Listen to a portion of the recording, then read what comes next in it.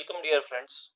Today we are going to learn new part in non-ferrous metals and alloys, that is bronze, which is a copper alloy. Already we have seen or we have learned brasses as copper alloys in previous video or video lecture. Today we are going to learn bronze as a copper alloy. So copper and its alloy, this figure I have shown here, it is still self-explanatory. So copper and its alloy, basically there are two types, brasses and bronzes.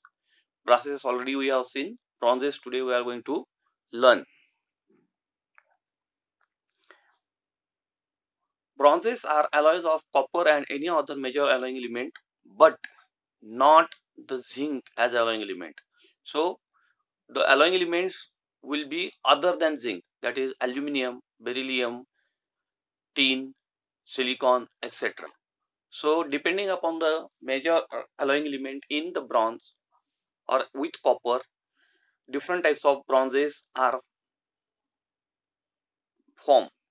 First one is aluminum bronze, tin bronze, then beryllium bronze, and silicon bronze. Let us see one by one. Aluminum bronzes. Here I have shown phase diagram for aluminum and copper. The solubility of aluminum in copper increases with decrease in temperature.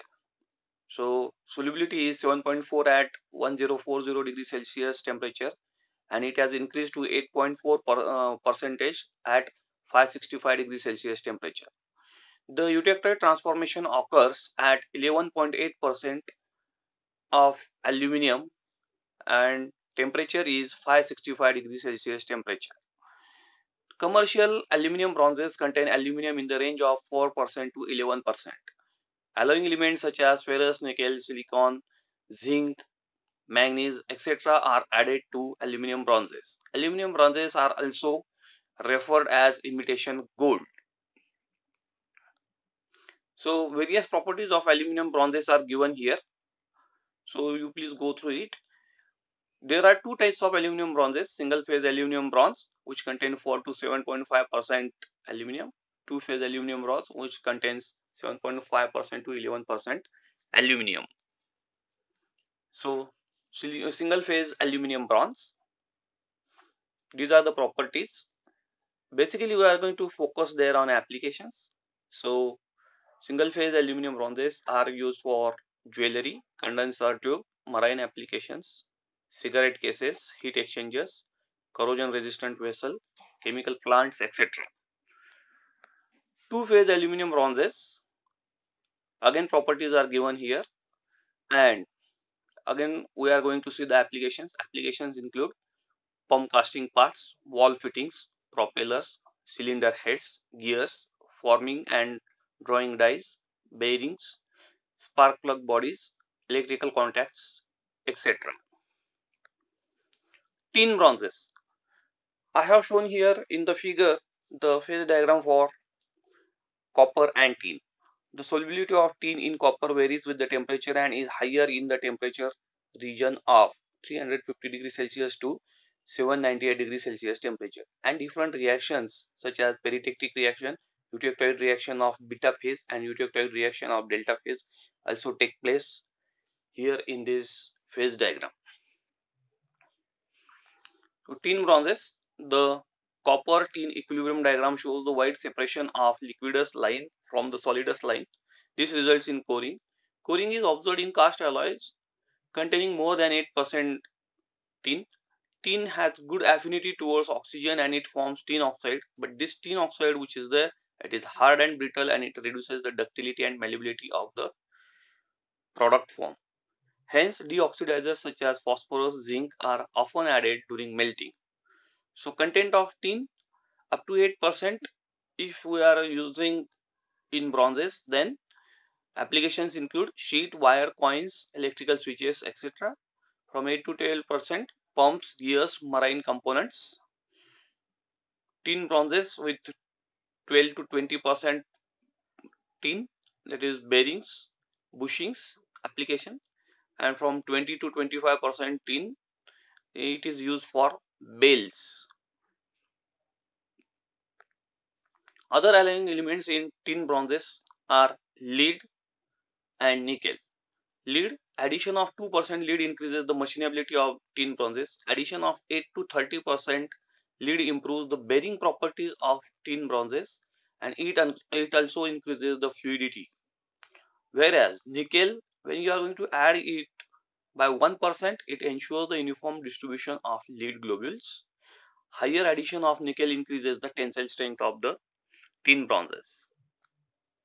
So these are the different types of tin bronzes. Coinage bronze, basically it is soft and ductile. Zinc is added for deoxidation of the melt. Application, it is used for manufacturing coins. Gunmetal, properties are given as here.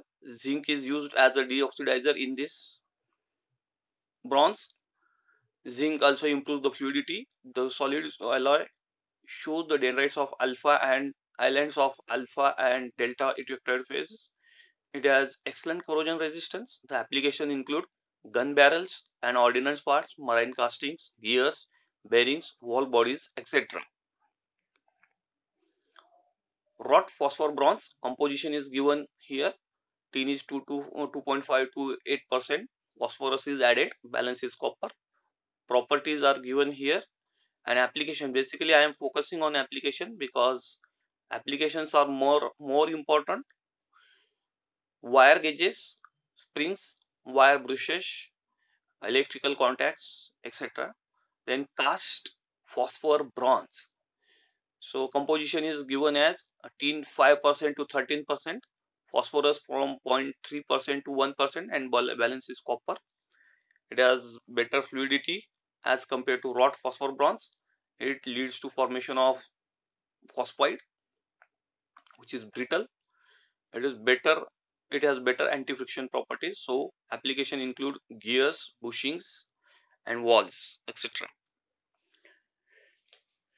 Statuary bronze composition is given as copper as 86%, tin as 10%, zinc as 2%, and lead as 2%. Its composition is similar to that of gunmetal but contains 2% lead.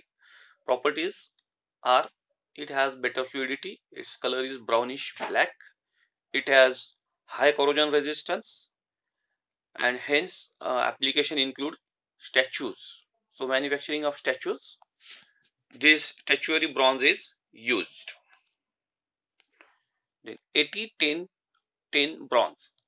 Copper is 80%, tin is 10%, and lead is 10%. Good castability and higher amount of lead improve bearing properties. These are the properties of this type of bronze. Applications, they are used for heavy pressure bearings and bushings. 85-5-5-5 bronze, that is copper is 85%, tin is 5%, zinc is 5%, and lead is 5%. So properties of this bronze include good castability, machinability, and better mechanical properties, and hence they are used for the applications such as bearings, low pressure valves, pipe fittings, small gears, and ornamental fixtures. Silicon bronzes. The maximum solubility of silicon in copper is 5.3% at 845 degrees Celsius, and it decreases to the less than 4% at room temperature. Silicon bronze composition is copper 94.5% to 99%, silicon is from 1% to 5.5%. These bronzes have high corrosion resistance, tensile strength, and toughness.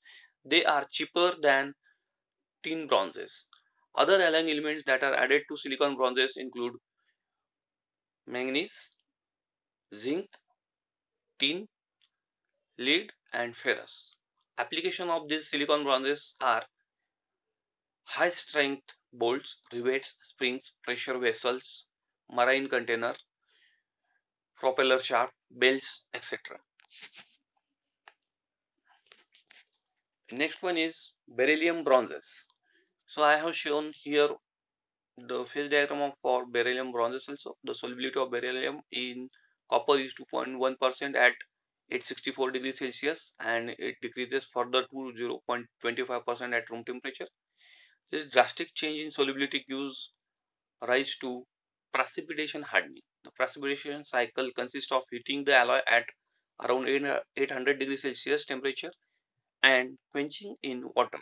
This is followed by further heating from 300 degrees Celsius to 320 degrees Celsius temperature for a couple of hours to accelerate the aging treatment of the bronze. Beryllium bronzes have good corrosion resistance and fatigue resistance. They have high resilience and good bearing properties. They have low hysteresis and non-sparking characteristics. And hence, the applications of these beryllium bronzes include springs, diaphragms, flexible bellows, gears, bearings, electrical appliances, non-sparking tools which are generally used there in mines. So with this, we have finished with bronzes. Here are some references which I have mentioned here. So thank you. I hope you have understood this part, this topic, that is bronzes, a copper alloy. Thank you. Thank you very much.